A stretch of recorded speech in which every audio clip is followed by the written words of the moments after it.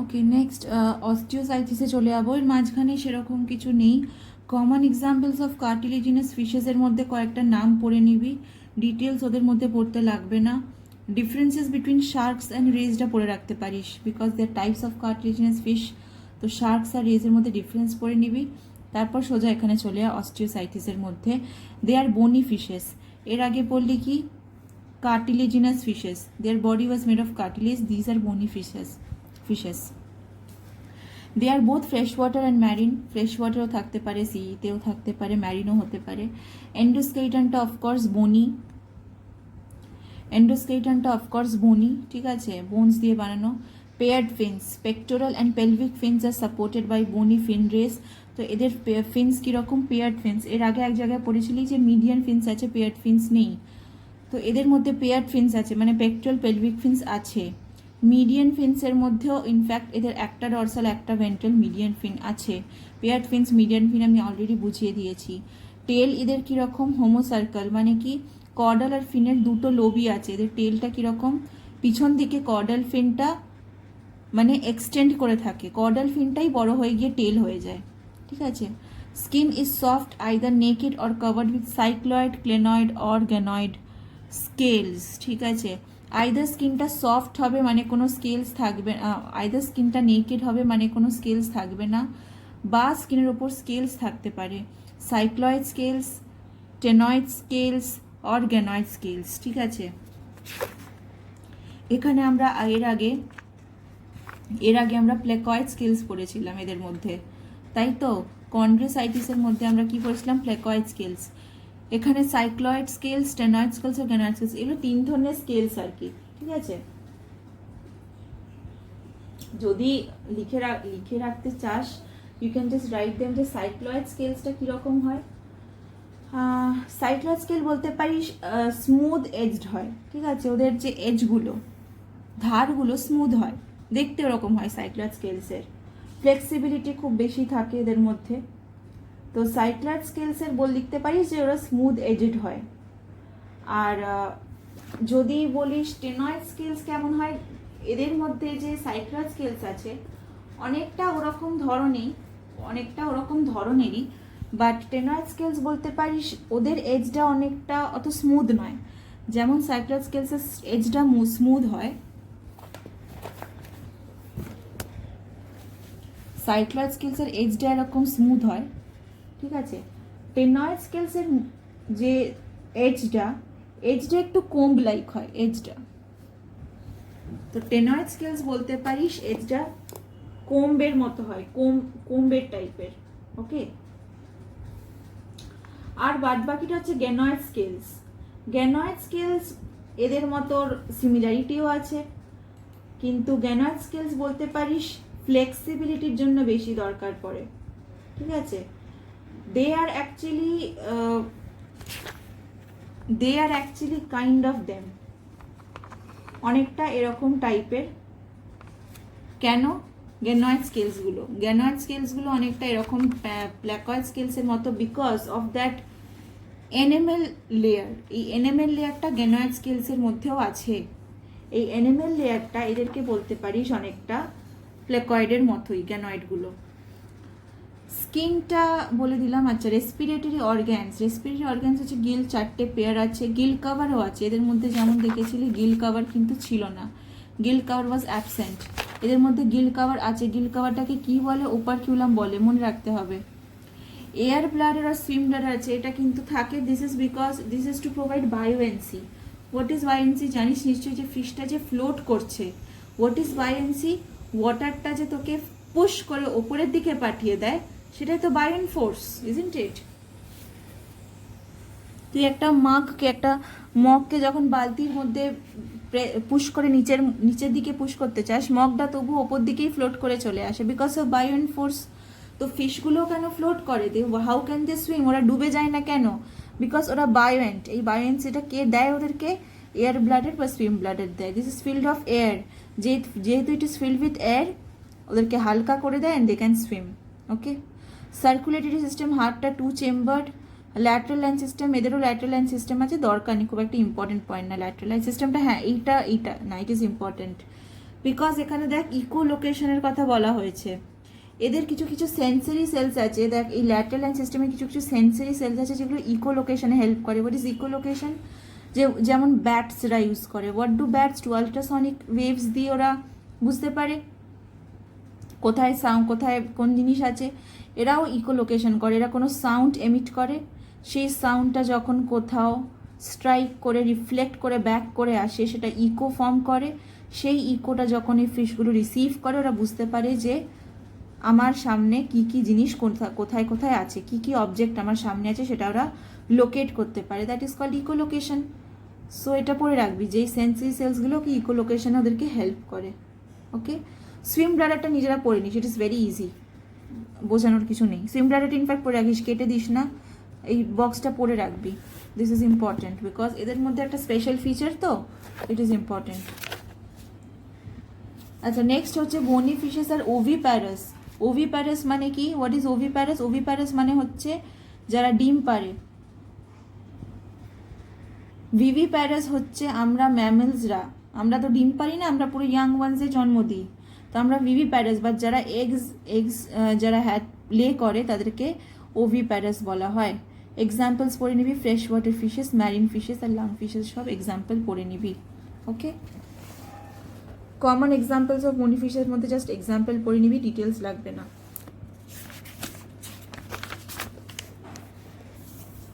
এখানে আর কিছু লাগবে না। ওকে, নেক্সট চলে যাবো অ্যামফিবিয়াতে। Next we will move on to amphibia. Amphibia জানিস নিশ্চয়ই অ্যামফিবিয়ান্সরা কি হয়, কীরকম হয়। They can stay both on land and on water. অ্যামফিবিয়াতে ফার্স্টের প্যারাগ্রাফটা দেখ। Class Amphibia includes animals which are adapted to double mode of life. Of course, we know about it already.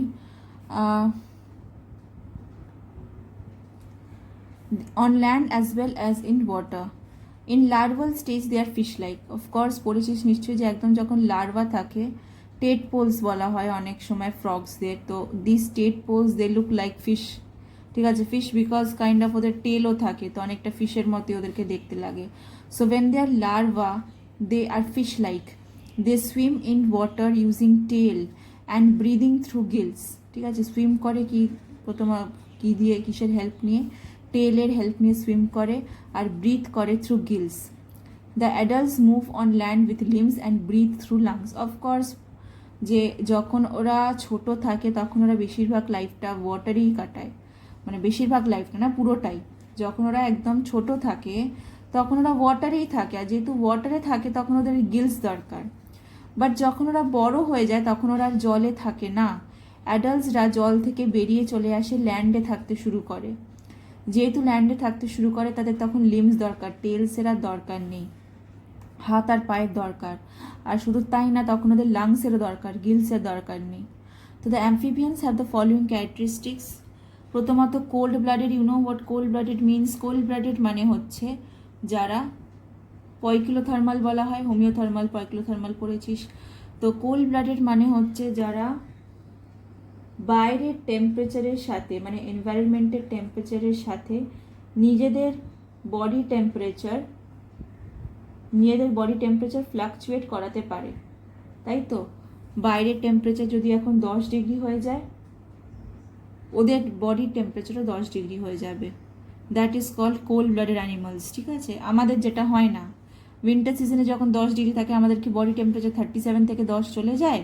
যায় না, আমাদের বডি টেম্পারেচার 37ই থাকে। So we are warm blooded, but these are cold blooded amphibious animals. Division of body, এদের বডিটা কীভাবে differentiated? Head, trunk and tail. লিমসগুলো কীরকম? Body has 2 pair of pentadactyl limbs. Pentadactyl মানে কি? 5টা ফিঙ্গার। আমাদের হাতেও যেমন কটা আছে? 5টা ফিঙ্গার, আমরাও পেন্টাডাক্টিল। 4 লিমস হ্যাভ 4 টোস। 4 লিমস মানে সামনে দুটো পায়ে 4টে টো আছে, কিন্তু হাইন্ড লিমসগুলো কীরকম? 5টা টো আছে। টোজ আর উইদাউট ক্লজ, মানে টোজের নোখ নেই, এরকম যে আমাদের নোখ আছে ডগস, ক্যাটস, এদের যেমন ক্ল আছে, নোখ আছে, এদের কোনো নোখ নেই। স্কিনটা কীরকম? ময়েস্ট। স্কিনটা অলওয়েজ ভিজে ভিজে থাকে। গ্ল্যান্ডিউলার, মানে স্কিনে কি আছে? গ্ল্যান্ডস আছে, যেগুলো নিজেদের সিক্রিশন করে। গ্ল্যান্ডস জানিস নিশ্চয়, এন্ডোক্রাইন গ্ল্যান্ডস কী করে, হরমোনস তৈরি করে। সোয়েট গ্ল্যান্ডস কী করে, সোয়েট তৈরি করে। তো গ্ল্যান্ড মানে কি, যারা কোনো ধরনের সিক্রিশন করে। তো skin is moist, glandular and devoid of scales, কোনো স্কেলস থাকে না। কোনো ফ্রগকে কোনো দিন দেখেছিস গায়ের ওপর স্কেলস থাকে না, গাটা খুব লেদারি হয় ইনফ্যাক্ট, ঠিক আছে, গাটা হরহরে টাইপের হয়, ময়েস্ট হয়। It has mucus and poison glands. Mucus মানে ওই জন্য, যেটার জন্য বললাম স্লাইমি হয় ওদের গাটা, কিসের জন্য, ওই মিউকাস গ্ল্যান্ডসগুলো আছে বলে। আর কি আছে, পয়জন গ্ল্যান্ডস আছে, ঠিক আছে। তুই মরে যাবি না, বাট অবভিয়াসলি তোকে ক্ষতি করবে। It may be rough, dry and warty. তো রাফ হতে পারে বডিটা, ড্রাই আর ওয়াটি হতে। ওয়াটি মানে কি, এরকম স্কিনের খোলস হিসাবে বেরিয়ে চলে আসে, স্কিনগুলো পার্টসে বেরিয়ে চলে আসে, তো সেটা হচ্ছে ওয়াটি। Limbless amphibians have minute scales on the skin. It can absorb water, helps in respiration. Endoskeleton ভেতরে যে স্কেলেটাল সিস্টেমটা কি দিয়ে বানানো, বোনস দিয়ে বানানো। স্কাল ইজ ডাইকন্ডাইলিক, মানে দুটো পোর্শনে ভাগ করা আছে স্কালটা, ঠিক আছে। ফার্স্ট ভার্টিব্রাটাকে অ্যাটলাস বলা হয়, সাপোর্টস দ্য হেড। ওপরের দিকে যে ভার্টিব্রা সেটা হচ্ছে অ্যাটলাস, ঠিক আছে। ওটা কি করে, ওদের মাথাটা সাপোর্ট করে। যে ভার্টিব্রাল কলামটা আছে, উপরের পার্টটা কিছু সাপোর্ট করবে, নিচের পাঁচটা কিছু সাপোর্ট করবে। তো ওপরের যে প্রথমের দিকে যে ভার্টিব্রাটা সেটাকে অ্যাটলাস বলা হয়, যেটা ওদের হেডটাকে সাপোর্ট করে। Respiratory organs, Giles, lungs, skin দিয়ে ওরা রেসপায়ার করে, ডিপেন্ডিং অন ওয়্যার দে আর, জলে আছে না স্থলে আছে। সার্কুলেটরি সিস্টেম 3 চেম্বার, দুটো অরিকল আর একটা ভেন্ট্রিকল, ঠিক আছে, একটা ventricle. It shows double circulation. Double circulation জানিস তো, হোয়াট ইজ ডাবল সার্কুলেশন, মানে দুবার সার্কুলেশন হচ্ছে, একটা হচ্ছে হার্ট আর লাংসের মধ্যে, একটা হচ্ছে হার্ট আর বডির মধ্যে। I am still going to explain once, ফটাফট করে এক্সপ্লেন করে দিচ্ছি ডাবল সার্কুলেশনটা কি। আমি ধরে নিলাম এটা হার্ট উইথ 4টে চেম্বার, সরি এদের 4টে চেম্বার, এদের 3টে চেম্বার আছে, দুটো অরিকল আছে, একটা ভেন্ট্রিকল আছে। তো ধরে নে এখানে লাংস আছে। ডাবল সার্কুলেশন কাকে বলে, যে বডি থেকে ইমপিওর ব্লাডটা ঢুকছে,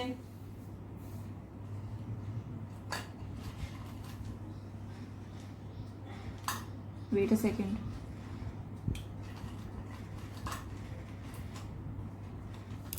বডি থেকে ইমপিওর ব্লাড ঢুকছে, ইমপিওর ব্লাডটা অরিকল থেকে ভেন্ট্রিকলে যাচ্ছে, ভেন্ট্রিকলে গিয়ে ইমপিওর ব্লাডটা লাংসে চলে যাচ্ছে, এটা হচ্ছে একটা সার্কুলেশন হলো। ইনফ্যাক্ট লাংস থেকে ব্লাডটা পিওর হয়ে গিয়ে আবার হার্টে ঢুকছে, দিস ইজ ওয়ান সার্কুলেশন। এই যে হার্ট আর লাংসের মধ্যে একটা সার্কুলেশন হলো, this is one circulation. Oxygenated ব্লাডটা এখানে এলো, পিওর ব্লাডটা নিচে নামলো, নিচে গিয়ে গোটা বডিতে ডিস্ট্রিবিউট হয়ে গেল, এটা আর একটা সার্কুলেশন। বডি আর হার্টের মধ্যে যে আর একটা সার্কুলেশন হলো, সেটা সেকেন্ড সার্কুলেশনের জন্য এটাকে ডাবল সার্কুলেশন বলা হয়, জানিস নিশ্চয়ই। তো এদের মধ্যে সেই ডাবল সার্কুলেশনটা এক্সিস্ট করে, এদের মধ্যে ডাবল সার্কুলেশন এক্সিস্ট করে। হার্ট আর সাইনাস ভেনাসাস এইসব দরকার নেই, এত ডিটেলস দরকার নেই। আইজ আর প্রোভাইডেড উইথ মুভেবল আইলিডস, আইলিডসগুলো এদের মুভ করতে পারে। আর এদের কি আছে, নিকটিটেটিং মেমব্রেন আগেও নিশ্চয়ই পড়েছিস কোথাও, যাই না, it was in class 9 I think, যদি থেকে থাকে 9ই থেকে থাকবে। নিকটিটেটিং মেমব্রেন হচ্ছে, there is a membrane in the inner eyelid. Eyelid জানিস তো, চোখের ওপরে যে লিড আছে সেটা আইলিড।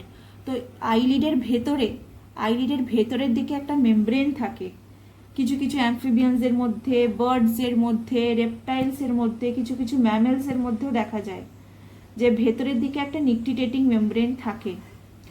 এই মেমব্রেনটা ওদেরকে হেল্প করে, মানে ওদেরকে প্রোটেক্ট করে ফ্রম ডাস্ট থেকে প্রোটেক্ট করে। আমি তার একটা ছবি দেখাচ্ছি তোদেরকে।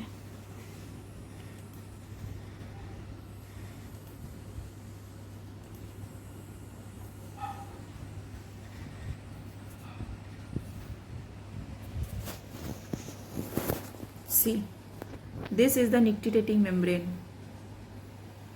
এটা হচ্ছে নিকটিটেটিং মেমব্রেন। আইলিডের ভেতরের দিকে দেখ আর একটা ট্রান্সপ্যারেন্ট হোয়াইট লেয়ার আছে, তো এটাকে নিকটিটেটিং মেমব্রেন বলে। Okay, this helps, this protects them from